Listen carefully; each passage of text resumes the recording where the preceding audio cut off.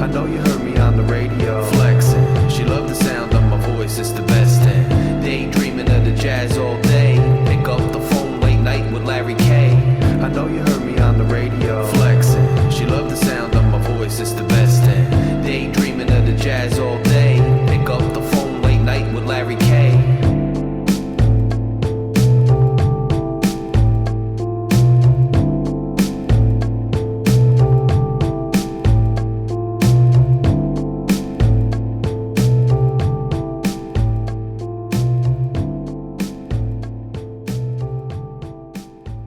Miami Dolphins fans of all shapes, sizes, and stripes, Fury fam members, welcome to another kind of fireside chat about our Miami Dolphins straight from Newark, New Jersey. I'm your host, Larry K. If you guys haven't done so yet, but you've been creeping on my videos, you've been stalking the comments section, you've been talking, do me a huge favor, do Fury fam a favor, do yourself a favor, smash that subscribe button right underneath me. It's right here, and it only takes a millisecond to do. Just smash it. All you're going to get for smashing it is updates on content that I have, videos and other things that are being posted on this channel. And it helps me, create more content and do things. For everybody who's donated, and by the way, you can also do a super donation. You can do a super chat when we're on live. You can donate in a lot of different ways. It's really appreciated. Everybody who's subscribed, everybody who's donated, it's just really appreciated. One of the things I was able to do is sign up to get more stats and more film and things like that for next season so that I can provide better content and be, better informed and things like that, which are good for the entire channel. So all of your donations, all of your subscriptions, everything that enables this channel to grow does have a direct benefit to Fury fam, and it's greatly, greatly appreciated on this channel. Now, I just want to, so you got my reaction video immediately after the, really rough loss to Buffalo. A hard-fought game that we couldn't come out with. And, of course, it's going to hurt when you're losing to a division rival and you're dropping to 8-6, going 0-3 on this epic road trip that we always knew was going to be a pivotal part of the season. None of it is good. None of it should feel good. Nobody should be satisfied. Nobody should be happy with it. That being said, I think, where I was prior to the game, subsequent to the losses in California and San Francisco and LA, and where I am today is a bit different in a positive direction. And I do think it's important, and I saw people on the comments from my post-game video saying, there's no moral victories, not in this time of the season in December. There's no moral victories. The Dolphins have to hurry up and take care of business and win a playoff game. Well, look, I agree with all of that, right? My initial goalpost, for lack of a better term, my initial benchmark when we started this season was I wanted to see three primary things, right? I wanted to see one, first and foremost, I wanted to see Tua ball out. Two, I wanted to see if Mike McDaniel could be a viable head coach for this team and lead the team to good places and not just be Adam Gase Part 2 or somebody who wasn't a leader of men. And three, I said we had to actually win a playoff game. And I said those things were the benchmark for this year. I never said winning a Super Bowl. I never said getting to a Super Bowl. I know a lot of commentators, once we pulled off the Chubb deal, started talking about the fact that we were making a run. We were the new LA Rams, and we were going all in for a Super Bowl this year. Like a lot of things that come out of media and talking heads generated sports media, and it's funny because it's the cat calling the kettle black, isn't it? I'm sitting here saying pot calling the kettle black. The cat, what am I talking about? I'm a talking head sports media person, right? But what I mean is the professional 24/7 ESPN, NFL.com, that type of media that aren't necessarily as intimately involved with individual teams. They pick up headlines here and there, and they pick up on little tidbits, and they watch highlights of a game, and then they kind of pontificate, and they just talk about it, for a quick, to fill a segment on a TV show that they do 5 days a week. And one of the other reasons I really like this channel and being here for you and having Fury Fam is I don't overexert myself. I've got other things going on. I've got a day job. I've got other things happening. So I'm not here 5 days a week, twice a day and things like that where I'm just talking in circles. When I'm going to talk to you, it's going to be some substance. There's going to be a reason I'm sitting down in front of the microphone. And there's a reason I'm down here in the studio doing what I'm doing, right? So a lot of these media pontificators are saying, oh, the Dolphins are going all out. They're the new LA Rams, Super Bowl or bust, blah, blah, blah. It was never going to be that, even with the Chubb deal. Even with the Chubb deal, I was not looking at this team as necessarily a Super Bowl contender. Now, it would have been nice, and when we were playing at a very high level and winning games, then it seemed like maybe it was feasible, but you'd have to get a higher seed and do some more things. Now, I'm not counting our team out. I'm not a terrible fan or any of those things. I want to get in the playoffs. Once you get in the playoffs, anything can happen. We all know that. We're all familiar with that. That's what it is, right? But I think the last 3 games have kind of reset our expectations. And my point in going through all of that was just to say my expectations, my benchmarks have not changed. And we have 3 more regular season games and then potentially, hopefully, a playoff game to see if the benchmarks have been met. Now, up to this point, Mike McDaniel has led the team with an innovative offense to a winning record, right? However, he's shown some vulnerabilities. He's shown some growing pains. He's shown some things that we want to question. Tua had played very well against Baltimore, Buffalo, the 5-game winning streak. He played okay against the Pats, and he played terribly against San Francisco. He was the reason we lost. He didn't play well at all, pretty badly against LA. Part of the reason we lost. And then against Buffalo on Sunday, he played a good game.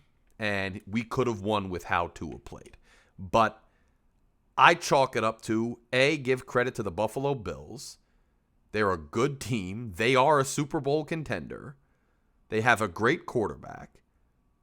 And they were at home in front of an electric crowd. And they made the plays at the end of the game to win. That's number 1. Number 2, our coach, Mike McDaniel, not as the head coach per se, but as the offensive coordinator. Because remember, he's got dual roles. I know he's not officially the offensive coordinator, but he is on game day because he's the one calling the plays.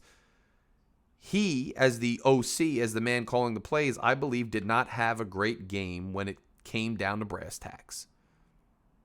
And that's why we lost the game.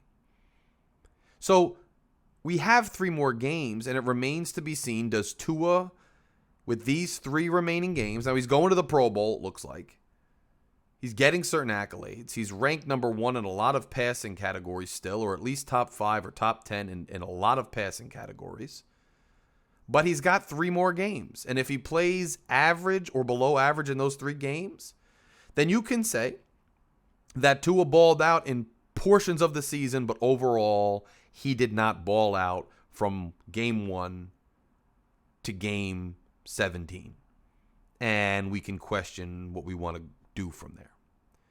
If he plays exceptionally well in the last 3 games, and he plays well in a playoff game, well, then you can say, yeah, he balled out. He had a Pro Bowl year. He looked a lot better. He looked good. He looks like the guy. McDaniel, if he goes through these final 3-game stretch and he doesn't call a good game, or his clock management is suspect, or whatever else is suspect, or the team gives up on him because now we face so much adversity that they catch another loss, or the game against Green Bay doesn't start off well and guys start hanging their heads because they're already on this 3-game losing streak, etc., then we can say, well, Mike McDaniel didn't rise to the occasion. But if the team plays hard, he calls good games, and the team does what it takes to get into the playoffs, then you can say, okay, thus far, Mike McDaniel has been a success. Now remember, just making the playoffs 1 year in your first year does not guarantee anything. Tony Sperano made the playoffs his first year. Adam Gase made the playoffs his first year, and they didn't amount to much as the years waned on, right? And they didn't ultimately work out as coaches. So this season, if we make the playoffs, does not automatically mean that McDaniel is the guy, right? I will say if Tua finishes out the season as strongly as he started it and played down the stretch, then I think he's done enough to show that he's a franchise quarterback, but that remains to be seen, right? But the reason I bring this up is because I'm seeing a lot of narratives out here. And I told you last week, I call it as it is. If it's pouring on my head, I'm going to tell you it's pouring on my head. I'm not going to sit here, not on this channel. You got other channels that do that. You want a prognosis, you want a crystal ball, you want a tarot card, you want revisionist history, you want any of those things. You got plenty of channels at your disposal. And hey, stay tuned to me, but go watch them too. I mean, the more the merrier. The more the merrier with Dolphins content. There's plenty of channels that'll give you all that stuff. I'm not that guy. I'm not the guy standing in the rain saying, but if the sun could come out if you just I think the puddles are small, sun's coming, or it wasn't raining two minutes ago. I'm not that guy. I'm just going to tell you what's going on.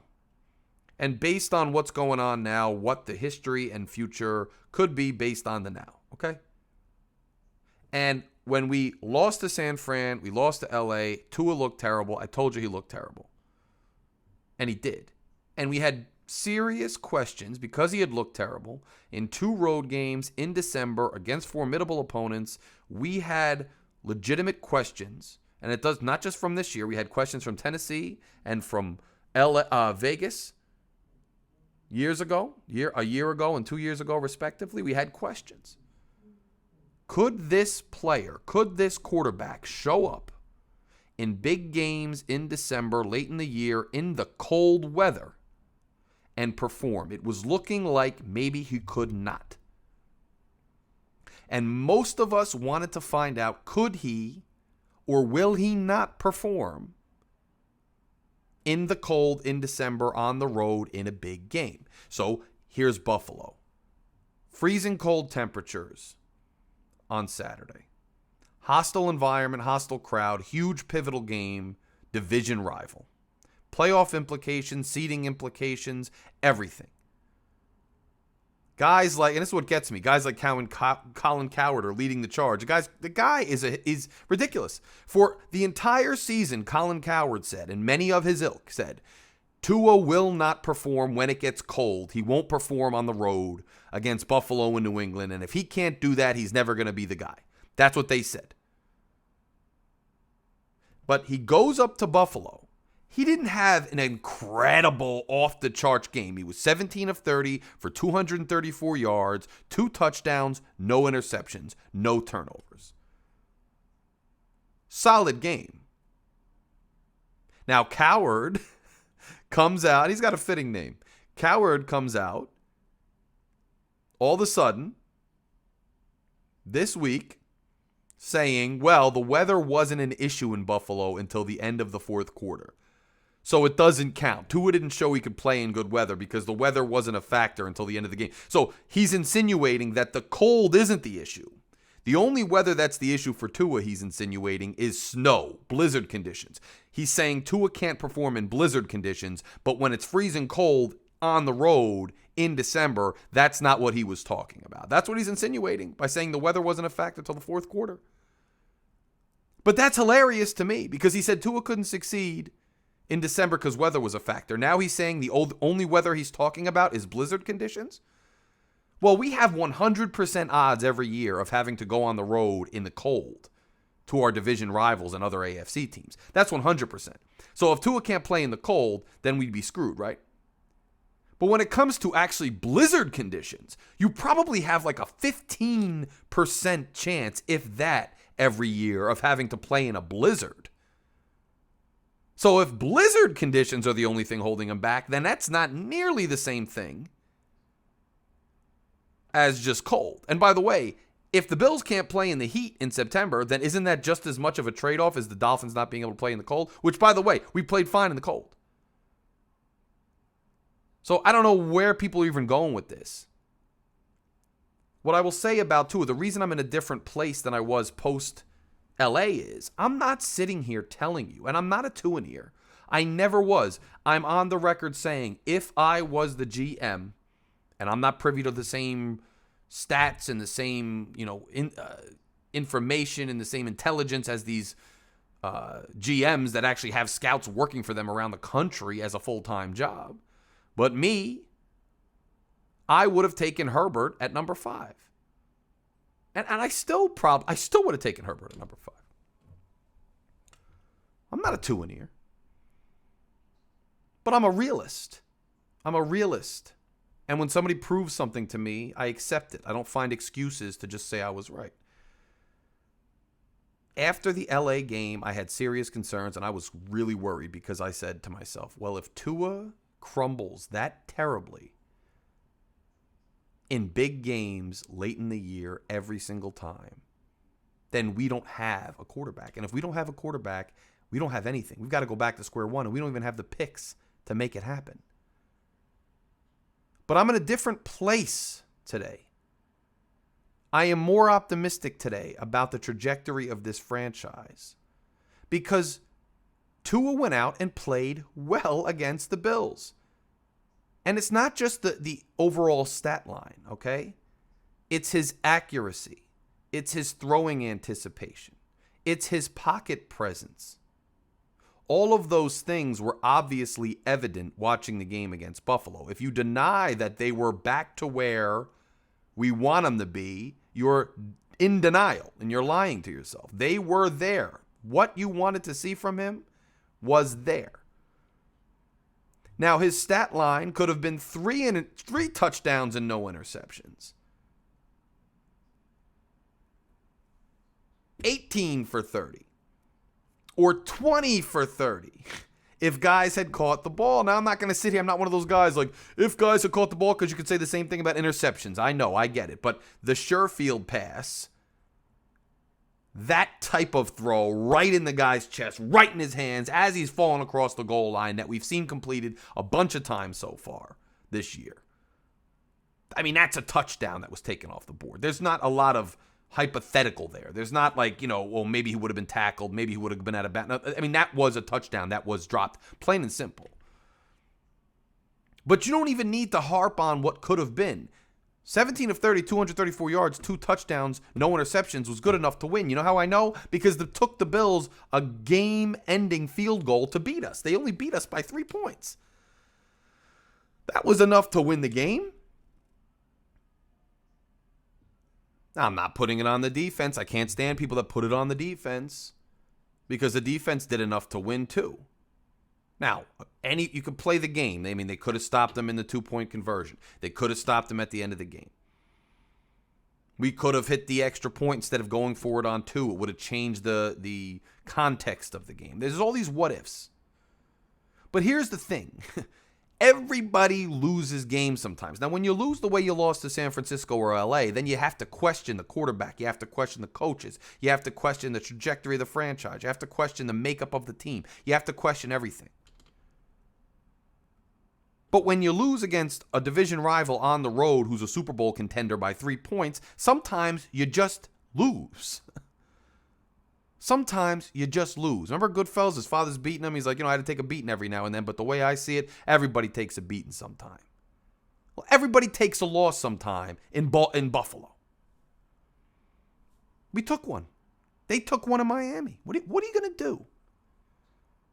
But you can't sit here and say that you're the same place you were last week as if you didn't see anything positive out of Tua or the offense. And I'm not even talking about just a little few positive. I'm talking about he played a good game. Now, here's the thing, too. Here's the real glaring issue that I have with the game. Here's how I think we lost. Raheem Mostert, 17 carries for 136 yards. Savon Ahmed, 6 carries for 43 yards. Mostert is averaging 8 yards a carry.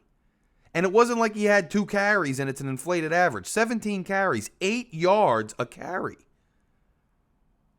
Ahmed, 6 carries, 7.2 yards a carry. That means the O-line was dominating in the run game for once. And on 3rd and short, we're passing the ball. Now, I'm not one of the two ears that is going back to the Tennessee game saying, well, we should have ran more because you shouldn't make Tua throw. No, Tua was throwing fine in the snow. By the way, I don't know what Coward's talking about, because when it was snowing and it was a blizzard, Tua was still slinging the ball and got us down to the 35-yard line or whatever it was. But we still go away from the run. And it's not just that the quarterback's not playing well because we can't pass great. Tyreek Hill came out and said, I'll play better. You'll never see a performance like that from me again. I will get better. He said that already. He said that post-game. Guys are dropping balls. The pass game in general wasn't working great. Maybe it's part of the weather. Maybe it's who knows what. Not just on the quarterback. When the run game was working so well, we should have kept it more off balance. I think we rushed Mostert rushed 6 times after the first half. Our play selection percentage was down from the first half as far as rush to pass ratio. That's a head coaching issue. That's an offensive coordinator issue. Get down. Tua got us down by slanging the ball in the blizzard into Buffalo territory. In position to score. But we abandoned the run. Maybe since we had just thrown it all the way down there and they were now playing for the throw, maybe we should have ran the ball on 3rd and short. Maybe when we selected a pass play for 3rd and short, we shouldn't have just gone to the same damn play where either Gesicki or Hill goes beyond the sticks about an inch or short of the sticks about an inch and runs an out route with a defender all over him because they know it's coming. Maybe we should have gone away from that.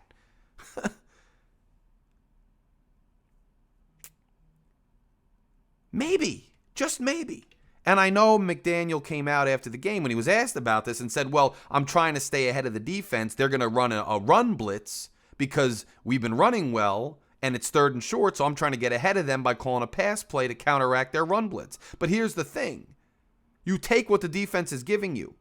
I saw a couple run blitzes on Saturday where one in particular, I think it might have been Milano, I'm not sure, was coming from the backside on a run blitz. He read it perfectly, and he brought down the running back behind the line of scrimmage. But that was one play that I saw.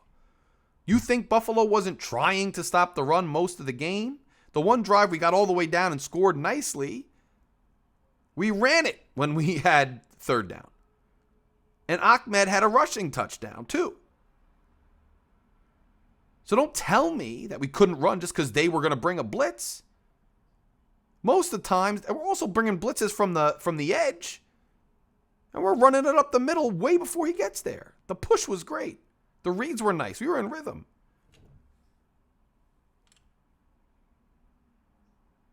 So you take what the defense is giving you until you can't take it anymore. They were still giving the run. I don't care what they were trying. It wasn't working for them. We still should have ran. But this isn't the blame game. This is just trying to counteract certain narratives. Now, here's another narrative that I see, that I'm seeing out there, because people talk about this. People talk about the goalposts moving, right? So I won't do that. I will leave the goalposts where I put them at the beginning of the season. And I will tell you as the season wears on, and then I'll tell you finally at the end of the season, whether or not these players, this coach, this quarterback reached the goalposts that I laid out there. But what I won't do is move the goalposts, right? You have a lot of Tua-ears when Tua had a bad couple games, moving the goalpost up and making it easier for him. Well, the defense wasn't great. Well, Armstead was out. Well, meh, meh, meh. I didn't do that. I said he played like trash. He did. Then you have people, when he plays well, that don't like him, moving the goalpost back. Well, he played well, but he didn't do this or that. Now, the new thing is that Josh Allen outperformed him, so he sucks, or so he's not good. Not good enough. Josh Allen's stat line, 25 of 40, 304 yards, 4 touchdowns. Okay, threw 10 more passes, and in throwing 10 more passes, had 8 more completions. 2 more touchdowns, would have only been 1 more touchdown if a short touchdown wasn't dropped. And by the way, Braylon Sanders, I'm not a fan. Braylon Sanders, remember that play? And that's another thing. If you guys smash the subscribe button, and please smash the subscribe button, or you donate, I can do some other things. I want to start getting some more film reviews and actual, film on the screen for you guys so I can show you plays as I'm talking about them. But Braylon Sanders, he's going a route straight down the middle of the field on one play. turns around, gives an obvious push-off on the defender. Should have been offensive pass interference. But just as usual, the refs are so inconsistent in this league, it's not called. Should have been offensive pass interference. Pushes off the guy, doesn't even look at the ball. When you look at the ball, watch it land. If Braylon Sanders had just sprinted down the field, I think the ball would have hit him in stride. The way it hit Hill in stride on that touchdown pass where Tua was looking like a basketball player going like this, was just like this as he hit a perfect shot to Hill in the end zone. Or like Waddle where he hit him perfectly enough to get the yards after the catch all the way into the end zone. It looked like a great pass. But Sanders, I don't know what he was doing. I'm not trying to say, oh, revisionist history, this and that. I'm saying Allen did outperform Tua. Allen outperformed Tua. But it wasn't night and day like Tua was absolute trash and Josh Allen was epically amazing. That wasn't what happened. Josh Allen actually fumbled the ball too. Took some sacks too. Took some runs for losses too. But he played great. He's Josh Allen. Josh Allen is a great quarterback, man. The Bills are a Super Bowl contender. Let me tell you something about the Bills. They have a 3 or 4 year window themselves to win a Super Bowl. They are in the middle of that right now. I don't think this year with our injuries on defense and some other little holes we have, I don't think this is our Super Bowl contending year. Make no mistake, the Bills are contending for a Super Bowl, and they have a couple more years to contend for a Super Bowl. Josh Allen, the way he runs, it's not going to last forever. And I'm not saying that to be a hater on Josh Allen or to poo-poo the Bills. I'm just speaking truth. He's got a couple more years to do that. And that's it. They're contending this year for a Super Bowl. They're the number 1 seed right now. They already beat KC and they could do it again. Josh Allen outperformed Tua at home. Okay. All right. Means Tua just throw him away? He sucks? No. And by the way, there's only a few Aaron Rodgers, Dan Marino type guys, Josh Allen's, in history. They don't grow on trees. So if your standard for Tua is he's got to be Josh Allen or Dan Marino to be a franchise quarterback or to get us to a championship, then I don't even know why you're bothering to watch football. You might as well just, whatever team you're a fan of, Dolphins or otherwise, quit being a fan of that team and go start rooting for the Bills or the Packers for one more year or whatever. And I'm not saying that to be facetious and be one of those jerk, fans that are like, you're not a real fan unless you love everything about them. No, that's not what I'm saying. That's not what I'm saying. What I'm saying is, though, get real. I mean, what are the odds you're going to dig up one of those guys? And if you're going to forsake everybody else who you acquire just because they're not one of those guys, then you're going to have a really rough time being an NFL fan. Because there's only, at any given time, 3 or 4 of those guys in the whole league. And there's 32 teams. But there's not only 3 or 4 teams that could compete for a title. Look at Tom Brady, who's probably the greatest quarterback of all time. And I say that from a winning standpoint, a competitive standpoint, a leadership standpoint. I think it's evident. We can fight about it. I think it's evident.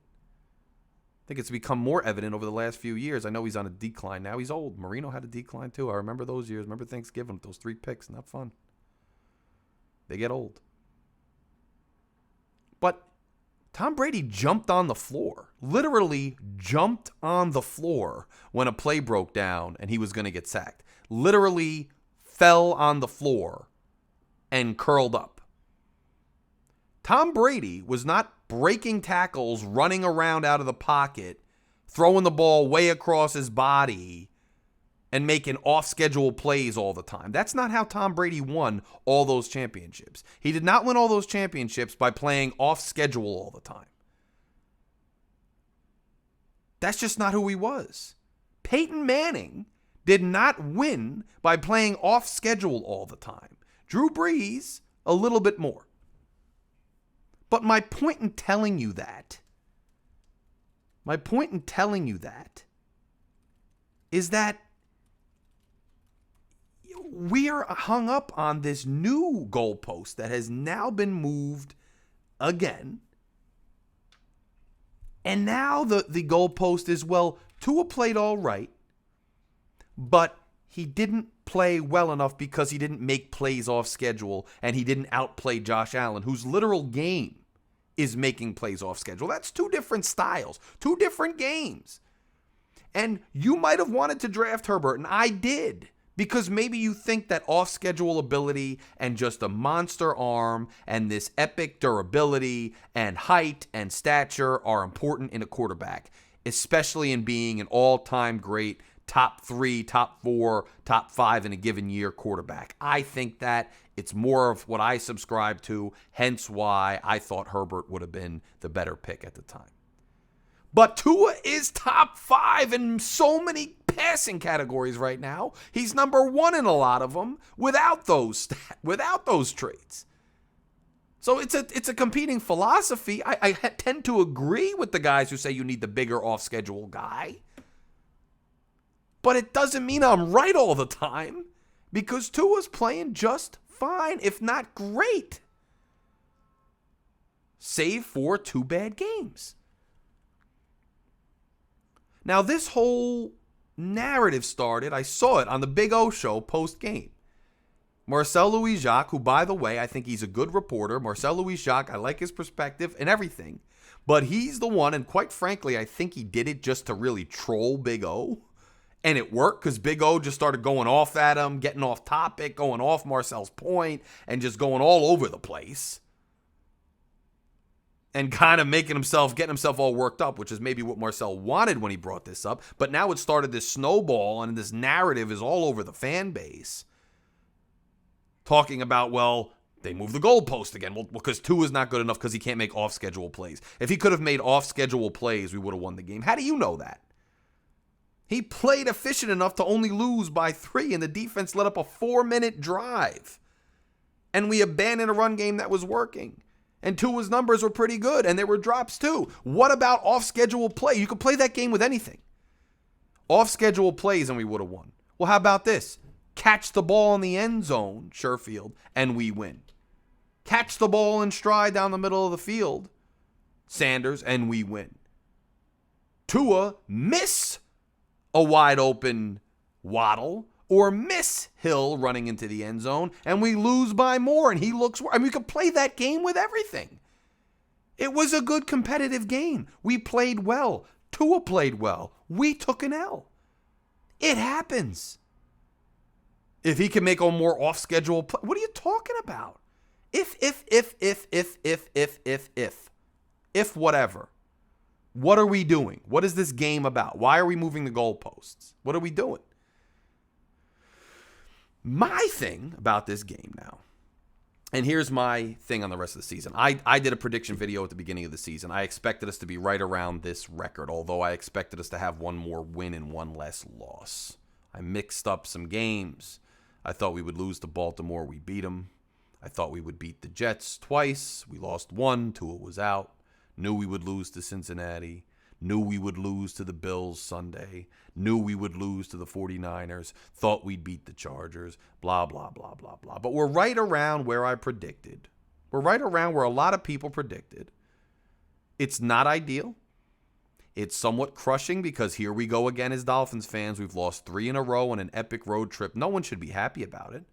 No one should be taking moral victories and prancing around like it's great. But here's the reality. The way our quarterback and our team played on Saturday, gives me legitimate, realistic hope in an objective, rational way, not blindly optimistic, but in a legitimate way, that we can win the last 3 games, go to the playoffs, and have a fighting chance against whoever we play in the playoffs. Now, if we go out and lay an egg at home against Green Bay, then the circumstances will have changed, won't they? And we'll have to reassess. But the most recent sample that we've had against Buffalo shows we can do it. Will we? I don't know. We can. But let's keep it real and stop moving around goalposts and whatnot because we lost. Now, if we had won that game and Sherfield catches the ball, or we had won that game because the defense comes up with a turnover late in the game and we kick a field goal ourselves and have a game-winning thing, If Tua had the exact same stat line, had the exact same passes as far as the eye test, and we had won, ask yourself, would anybody or as many people be coming out and making up reasons why Tua is still not good enough if we had won that game with he played the same way and we won? I don't think so. I think people would be saying, well, the narrative has been crushed. They can win the big games. Tua can perform when it counts, blah, blah, blah, blah, blah, because he did perform. We just lost. It happens.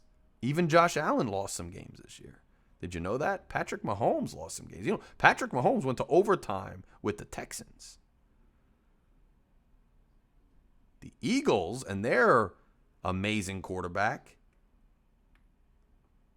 didn't play so great, although they snuck it out. So I'm just saying, we got to stop moving the goalposts. And I just wanted to discuss how, it's not that I'm taking moral victories, and no one should take moral victories at this time of the year. No one should be overly optimistic without reason. But it's okay to admit what we see and to say that it's somewhat encouraging. That's all right.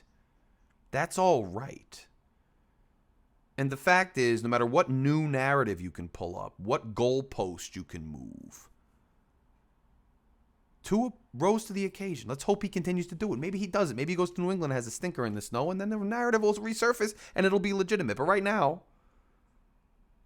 based on that game, at least, it's not. Now, it doesn't mean you can't say, well, he had 3 big games, and he laid a complete egg in 2 of them, and he played good against the Bills, but they still lost. Not good enough, Larry. That's fair. That's fair. Not good enough, that's fair, but the season's not over yet. Let's see how the whole season shakes out, and then we can make that determination. He's got 3 more games in December in big moments, and then a playoff game, hopefully, God willing, to show what he can do. And if he lays an egg, and most of them are lays an egg in the playoffs or don't even get into the playoffs because of his bad play, well then that's how it shook out. That's going to be the reality when it happens, and at that point, we'll have that discussion. But that's not the reality after the Buffalo game this week. It's just not. Maybe you want it to be the reality. Maybe you think it's going to be the reality. That's all fine. But it's not the reality yet. Not yet. It's like the cat in the box paradox. I forget the name of the paradox, but it's a certain paradox in philosophy where you don't know what happened. You don't know what's going to happen, so you don't know. You don't know yet. Based on the latest sample size, anything can happen. The last 3 games. So we got to wait and see. Just some quick news and notes on the Bills. Snowball stuff. I don't really care. It's better than dildos, I guess. I mean, I don't know. They're throwing snowballs. There's snow everywhere. It's kind of fun. It's a snow game. Should you be throwing snowballs at people's heads and players on the sideline? Absolutely not. You should not. Should you be throwing snowballs at players while they're in the end zone trying to make a catch? Absolutely not. You should not. But were they just throwing snowballs all over the place? Yes. Do I think it's a big deal? No. Some of the Bills fans are talking a bunch of junk about how Miami's complaining about the weather and crying about injuries. No, I'm not. I'm not, and I haven't seen anybody else doing it. Unlike them who were crying about how hot it was in Miami and how they had all these injuries in the secondary. We had a ton of injuries in the secondary. It was cold up there. I'm not complaining. We took an L. We took an L fair and square. Now, I know the other thing is the pass interference at the end of the game on Kohu. Here's why I don't like the pass interference on Kohu. I don't like the pass interference because they had been calling a loose game all game, meaning they're letting the guys play. They're letting them be physical. My biggest issue with officiating in the NFL right now, and I'll tell you straight up, my biggest issue with the officiating in the NFL right now, and you saw this too in the Giants game, and with the Giants guy draped all over a Commanders player in a pivotal pass. You saw this in other games too. I don't care if you're going to call a loose game and let the guys play and you're going to let them be physical. That's fine. I don't care if you're going to call a tight game and you're going to call every ticky-tacky penalty and not let the guys get physical and say we're going to play more of a finesse game in the pass. I don't care if that changes game to game, matchup to matchup. I really don't. Just do me one favor. Call it consistently. Don't call a loose game of let them play physical all game and then in the most pivotal of drives, all of a sudden call pass interference and change the outcome of the game.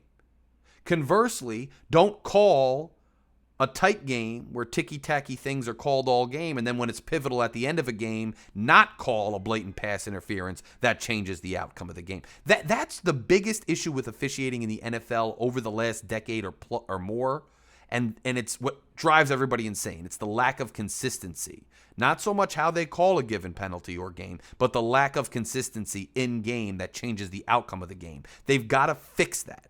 They've got to fix it, and they've got to fix it quick. Because it's a mess. It's an absolute mess. And they've got to get on it. They've just got to get on it. Now, I will say that the Kohou penalty, look, we got away with one against Chicago, and we caught one in the butt against Buffalo. I don't like the call because for this reason. There was a blitz coming up the middle. Josh Allen was on his heels. He was threw off balance. He was pressured, and the ball was sailing high anyway. And had Kohou turned around, or even if he hadn't been there, I don't even know if that was a catch. So I hate changing the outcome of the game where you would have had 3rd and long and a potential field goal try from way back in the snow as opposed to a chip shot. I don't like deciding the game on something like that when you haven't been calling it that way all game. I don't like that, especially on a play like that. If Kohou had tackled the receiver on a perfect pass, that's one thing. But I hate when they're calling it, when they haven't called it all game, on a pass that may not have been complete anyway. That kind of feels like you've been gypped. But against Chicago, where they called the pass interference when Waddle was in the end zone, and then they didn't call it when the Bears were driving at the end of the game, we got away with one. That's what happens. You got to take it as it comes. And quite frankly, we didn't do enough to win the game collectively as a team, and the Bills did. And there's no telling. They still had another down. They might have gotten the first down anyway, so you really don't know. So I'm not putting it on that. But the refs have to get more consistent in how they're calling these things. They simply do. That's what I'll say about that, guys. Just a quick note. We will be on tomorrow at 7, Tuesday at 7. So LG Shaking the Panel will be live tomorrow at 7 o'clock, right here on Phin-Addict Fury. We will be live because I've got some engagements Wednesday and Thursday because the holidays are coming. Christmas is coming. It's already Hanukkah. Christmas is coming. And I got a lot going on, so I'm not going to be available later in the week. So we're going to do the show on a Tuesday this week. So please join us Tuesday. If you see this video, put the word out that we're going to be live on Tuesday at 7, not Wednesday at 7 this week. And I'll see you. So that's tomorrow. I'll see you guys tomorrow. We can talk more about this tomorrow. You'll be able to hop on the panel and talk to me about your thoughts tomorrow. Drop your comments. Until then, just please subscribe. And thanks to all the new subscribers who've joined Fury Fam. It's great to have you. But until tomorrow, I'll talk to you guys later.